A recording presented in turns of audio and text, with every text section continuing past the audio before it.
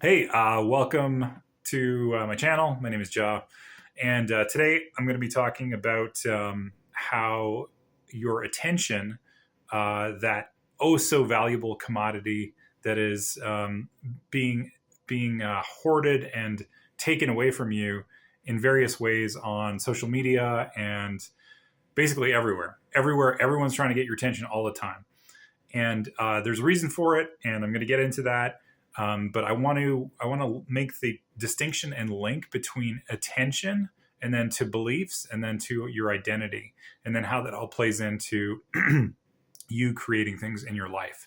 So obviously, in this modern age that we're in, the TikTok brain has consumed maybe a third of the population, maybe more. I don't know.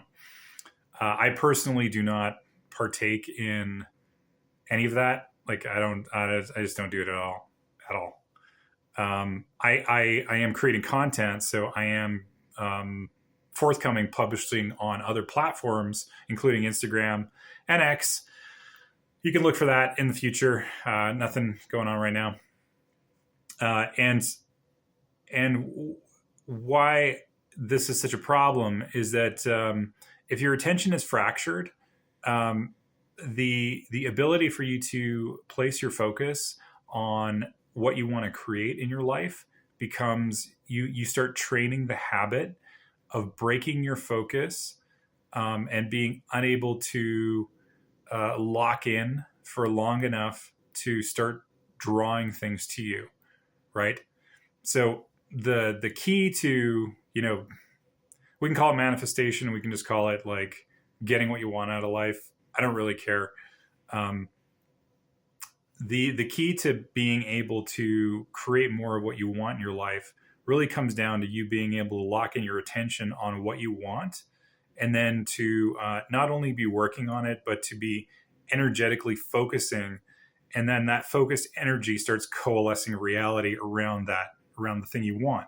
And this is very obvious, like um, sort of very rudimentary kind of like manifestation is once we like buy a new car, we end up seeing that particular model of vehicle. Or if we desire a certain car, like we want a Chevy Silverado, we end up seeing a lot of Chevy Silverados driving around all of a sudden. It's because our attention is placed on it. And so like, in the ethers somewhere where we've put our target of our attention onto that object, and then we start like noticing it more, and we start bringing it in. And part of it is a noticing mechanism, and part of it is actually we are energetically aligning to be around that vehicle more. So that's the basis of it. And on a much more advanced plane, when you're manifesting your reality and you're like, I want a high level income, for example, you lock in your attention on that specific target, and then as you keep doing this day after day, you are creating more and more energy, more and more momentum around manifesting that income, and you get new ideas and insights as to how to start taking action to go and build your bridge towards like leveling up your income, right? So at all scales of the game, this principle applies. Ergo, in the modern era, with our attention being chopped up into like 5 to 30 second like clips, it's impossible to manifest. So if you consume too much of this content, you're screwed. Like it doesn't get any more simple than that. If you actually want to progress in your life, you have to cut that shit out. You got to cut it out. You got to cut out. It's not like you can participate in that reality of this attention hacking economy, and then participate in, I want to create the life that is perfect for me reality. Like those two things are divergent paths. You either become like a doom scrolling idiot, or you get to create what you want out of your life. But it requires you to be able to wrangle the monkey mind and be able to break it away from these addictive devices, these like slot machines in your pocket. So how this all like factors in, like as I started this video, I was talking about how attention goes to belief, then it goes to identity. And so what if we are placing our attention enough in a certain direction, we start seeing things, and then we start believing in it coming true. Like I said about the Chevy Silverado, let's say like a Sprinter van. I can pronounce that more easily. Like let's say we see a Sprinter van, because I like Sprinter vans. We see a Sprinter van on the road. We want a Sprinter van. We start seeing a lot of them around.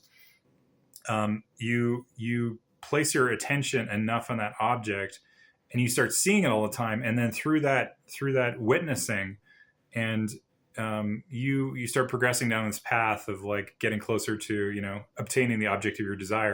We start seeing more evidence of this showing up in our world, right?